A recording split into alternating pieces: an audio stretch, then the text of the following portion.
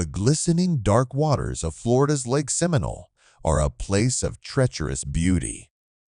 This is Gator Country, a sprawling swamp near Tallahassee, where the blood runs cold in the powerful reptiles that rule the depths. But on a frigid December morning, the question would arise, was Mike Williams the victim of these ancient predators, or of another kind of cold-blooded killer? As one expert would later state with chilling certainty, there would be a boat. There'd be a foot. Alligators don't just consume people whole. The lake had always been a favorite spot for Michael Williams, a man who seemed to have it all. He had a successful career in real estate appraisal, a beautiful wife named Denise, a sweet young daughter, and a lifelong passion for duck hunting. Friends knew Mike would seize any chance to be out on the water, even if it meant sitting alone in his boat on Lake Seminole. It was not unusual for him to go hunting by himself. On the morning of December 16, 2000, as a whipping cold front tore into Tallahassee, Mike grabbed his shotgun and headed for the lake. The area was teeming with ducks, but as locals knew, there were alligators too. Lake Seminole had quite its share. Before he left, Mike promised his adoring wife Denise that he would be back by noon. It was a special day after all the loving couple was celebrating their 6th wedding anniversary. A friend recalled a conversation just before that weekend. I said, "So what are you doing this weekend?" He says, "Denise and I are having a wedding anniversary. We're going to go down to this little bed and breakfast and just kind of relax and kick back." I said, "Sounds great." The friend had always admired their relationship. "I loved Denise," he said. "I thought she was perfect for Michael. He gave her everything she wanted. She didn't have to work after the baby was born." But noon came and went. Mike hadn't returned. As daylight curled into the darkening skies, Denise became frantic. Mike had a cell phone, but he wasn't answering it. She phoned her dad and friends. Soon, a desperate search began at the lake, led by Brian Winchester, Mike's best buddy, and Denise's father. The conditions were brutal. It was still very windy cold, a searcher recalled. A storm had just blown through. The temperature plummeted to a bitter 19 degrees, making the search incredibly difficult. There was rain and extremely high winds. Florida Fish and Wildlife Officer David Arnett was the first investigator called to the scene. "I was told we had a missing boater on Lake Seminole," he stated. The search was called off for the night due to the dangerous weather, but the next day they got their first break. They found Mike's boat. Officer Arnett was certain this was where Mike had launched from. "There's no question about the boat being launched here," he explained, due to the fact that his truck and trailer was right here also. The boat itself was found approximately 300 yards away. It was apparent that it had been launched by one person based on how it was turned around and seemingly pushed out. Inside the boat, Mike's shotgun was still in its case, and some decoys were laid on top of other equipment. But there was no sign of Mike. What followed was a massive search effort. Search and rescue divers' helicopters and hundreds of hours of manpower were poured into scouring the lake over weeks, then months. They hoped by some miracle that Mike was still alive. But tragically, it became clear that this was no longer a rescue mission. At that point, it seemed to be more of a recovery-type search than looking for somebody who was in distress, an official noted. Investigators settled on a theory: it was a tragic accident. They believed Mike had fallen overboard, been pulled under by the weight of his heavy fisherman's waters and drowned in the alligator-infested waters. When asked if he initially suspected anything other than an accident officer, Arnett was clear. No, not at all. Everything indicated that the boater had fell out of the boat and possibly drowned. There was no other indication of anything else. But that theory just didn't hold water with Mike's grieving mother, Cheryl.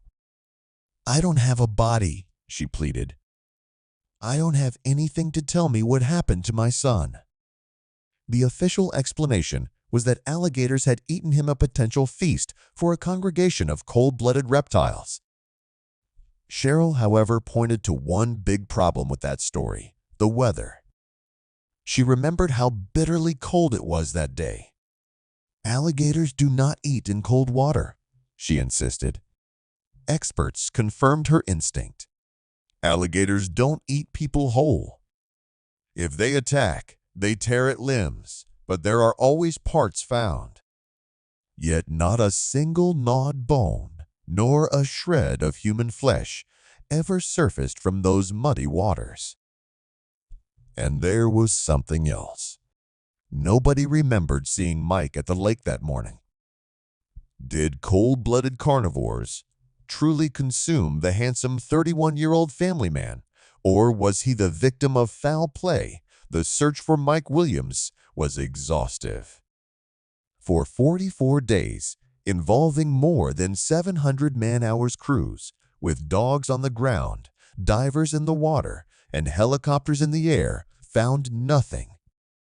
Incredibly, investigators concluded there may have been nothing left of Mike after the alligators. His heartbroken mother was tortured by that thought, but remained convinced it wasn't the gators that got her son. "I wasn't there to help you," she lamented in her grief. "How did you die? Were you in pain? Was it quick? It's horrible."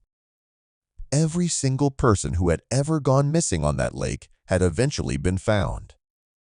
This was extremely unusual. Adding to the mystery, special agent Devaney was told that in the wintertime alligators become almost zombie-like, entering a state similar to hibernation, where they don't really eat. While the alligator story became the accepted narrative, for many those who knew the lake and its creatures were skeptical. Then, months after the search was called off, a strange clue suddenly surfaced. A hat appeared, floating near the area where Mike had launched his boat. Investigators wondered why it hadn't been found during the initial intensive search. They turned to Mike's best buddy, Brian Winchester, who examined the hat. He told them it looked like a hat Mike may have owned. But a DNA test on the hat was inconclusive. It was very suspicious. Things got even stranger when a full 6 months after Mike vanished, a fisherman scooped up a pair of waters. They were the same kind Mike was wearing, but there was something mysterious about them too. There were no body parts inside and absolutely no sign that an alligator had torn at them. They were completely intact. You wonder, how did we miss this all this time? An investigator mused. We can't connect the dots there. Shortly after, divers pulled up Mike's hunting jacket. His hunting license was still legible, and even his flashlight was still working after 6 months in the water. To some, this was proof he had drowned. But to others, the condition of the items was a dead giveaway. They were so pristine, so clean. There was no way they could have been at the bottom of a mossy, algae-coated lake for half a year. They looked too new. They were so clearly planted. Jennifer Portman, the news director at the Tallahassee Democrat, first heard about the case 6 years after Mike went missing. "I was actually reading our newspaper and saw an advertisement that said, 'Have you seen my son?'" she recalled. It was this narrative written by Cheryl Williams. It was this incredible mystery. I couldn't believe it. Mike's mother, Cheryl, had never given up hope.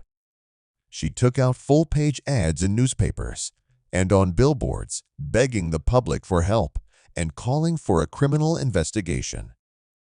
But her pleas, she said, fell on deaf ears all the way up to the governor's office. "I had to write the story," Portman said, "and so I went ahead and started reporting it." The alligator story was the first thing that struck her as bizarre. As she dug deeper, she found the official record was incredibly thin, but it was littered with these strange, contradictory clues. At the time of the disappearance, Mike's wife, Denise, was not interested in publicity, so the story quickly faded. It was simply treated as a tragic drowning. Friends and family said Denise was devastated. She was only 31, a widow left to raise a young daughter alone. She and Mike had been high school sweethearts, dating since the 9th grade. He was the football jock, she was the cheerleader. He was ambitious, working 2 jobs through college to build a better life. By all standards, he was a successful man with a beautiful wife and a daughter, Ansley, whom he dearly loved. Normally in Florida, a missing person must be gone for 5 years before being legally declared dead. But just 6 months after her husband vanished without a trace, Denise petitioned the court to issue his death certificate. Mike's mother was shocked. The evidence Denise used to convince the judge, the hunting jacket, the license, the working flashlight, and the pristine pair of waders with no alligator holes. "We're convinced the evidence was planted," Cheryl stated firmly. Cheryl's crusade for a criminal investigation seemed to enrage her daughter-in-law. "She threatened me," Cheryl revealed. She said, "If you do anything to get a criminal investigation, you're going to lose access to Ansley, my granddaughter." It was a devastating blow. "I'd already lost my husband. I lost Michael, and now she's telling me I'm going to lose Ansley." Cheryl challenged her, asking what if that were Ansley missing? Would you not look for her? Denise's alleged response was cold. She said, "That's different. I have to go on with my life. I don't ever want to hear Mike's name. I don't ever want to see Mike's face." To this day, Cheryl has not seen her granddaughter. When reporters from Crime Watch Daily tried to speak with Denise, she refused. On a second attempt, she saw them coming and sped off out of her driveway, avoiding any questions. So if alligators didn't devour Mike Williams, was he murdered? "I believe he was killed his brother," Nick asserted. "And I believe that his body was taken somewhere else. And I believe that his truck and boat was left over there, staged over there." The question of motive soon turned to money. His wife was the beneficiary of 2 life insurance policies, one of which was for $5 million, and had been written just 6 months before he went missing. It was filled out as if by Mike, but investigators wondered if he ever knew it existed. Derek Webster, the retired Jackson County sheriff who inherited the cold case, was blunt. If it hadn't been for his mother, a criminal investigation would have never been open. It would have been a missing person that was never found. Mike's old boss, Clay Ketchum, whom Mike saw as a father figure, recalled giving him advice on insurance. "I said, Mike, given your age at life and given your risky behavior, I would buy all the life insurance I could." But the crucial detail was who sold him the policy. Brian Winchester, Mike's best friend, sold insurance. "Is that suspicious to me?" "Yeah," Sheriff Webster admitted. The suspicion was that Denise and Brian arranged the policy without Mike's knowledge. Clay Ketchum said alarm bells went off for him too, right after Mike went missing. Brian Winchester called me Ketchum remembered. He said there's a new development. The FWC believes that he may have been eaten by an alligator. I thought it was possible that he drowned until you heard the alligator story. The alligator story was when I started wondering as to whether Mike was really in that lake. There were other curiosities. The shotgun found in the boat wasn't the type Mike used for duck hunting. And Ketchum noted that Mike kept all his guns locked in the office for safety. To get in after hours required a personal password to disarm the alarm. I can't tell you Mike Williams came in here, Ketchum said, checking his records. I can tell you that the door opened and Mike Williams' code was inserted. Ketchum then revealed a secret he regretted not sharing with investigators at the time. The seemingly perfect marriage was on the rocks. Mike had confided in him just 30 days before his disappearance that there were issues. When asked what kind of problems, Ketchum explained, "You know, I don't really know. It had something to do with finances, I know that. And it was having to do with a credit card charge. And it exceeded the limit that Mike and Denise had set for themselves. He believed it had to do with a trust issue." Soon, another theory surfaced. Did Mike fake his own death to escape and start a new life? Some people raised the idea, but those who knew him dismissed it immediately. He was extremely devoted to his daughter Ansley, and his bond with his mother and brother was incredibly strong. The ink was barely dry on Mike's death certificate when his mother learned that her daughter-in-law was having a torrid affair with her son's best friend, Brian Winchester. We were told on numerous occasions that Brian and Denise were having an affair before he went missing. Sheriff Webster confirmed. In fact, Brian Winchester divorced his wife and married Denise. They moved into the house Mike had once shared with his family. "There's enough pain here with the disappearance of your brother," Nick Williams said. But add to that, his wife then goes and marries his best friend. And then they are living in your brother's old house. There's a lot of anger because I know they're sitting on over $1 million. For the family, it was like a dagger in the heart. The grieving widow was now the merry widow with a new husband and a fortune. As questions arose about the insurance money, Denise's behavior only fueled suspicion. She had collected at least $1.5 million in death benefits. The fact that she married Brian Winchester, the very man who wrote the largest policy, raised more than eyebrows. It made the entire situation seem calculated. She then reportedly cut all ties with Mike's family. How it's been characterized to me is she was not a grieving widow reporter, Jennifer Portman said. That she moved on pretty swiftly and was ready to just put Mike behind her. The case was a tangled web of suspicious circumstances, but lacked the one thing prosecutors needed: physical evidence. His boat was found with a full tank of gas. The shotgun was the wrong kind. His gear appeared 6 months later in pristine condition. And most importantly, there was not a shred of Mike. Investigators launched an insurance fraud probe, but couldn't prove he was killed for the money. Nick Williams offered a chilling theory for the marriage if they were involved in killing Mike. They'd want to get married and not have to testify against each other one day.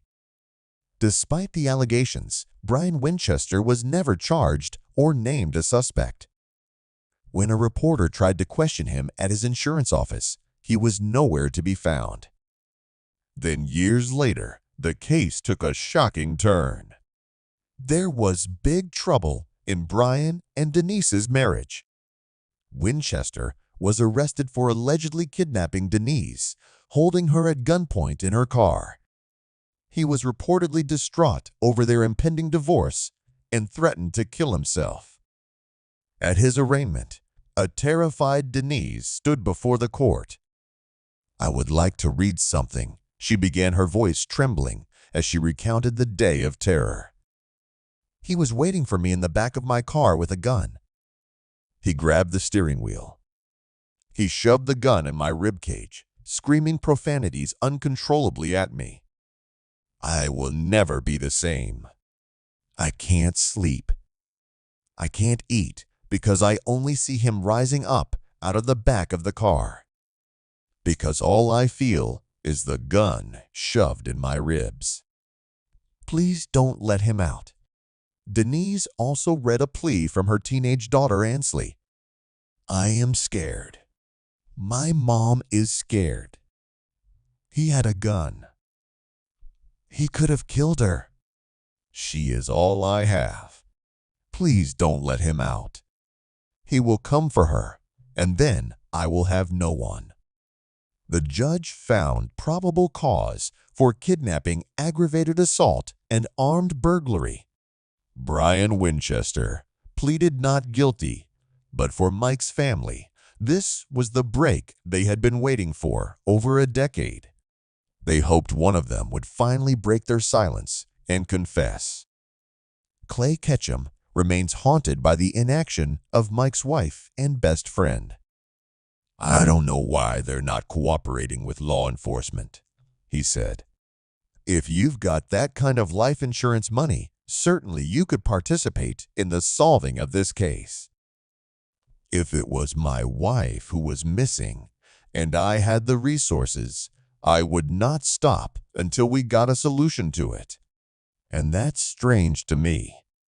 Denise Williams has never been charged in Mike's disappearance. For his mother, there are only two choices left. He can be dead, or I can hold that hope that he's alive somewhere, Cheryl said, her voice filled with a mother's unending pain and love. And right now, until somebody can bring me absolute definite proof that Michael is dead, I'm going to believe that he's gonna come home.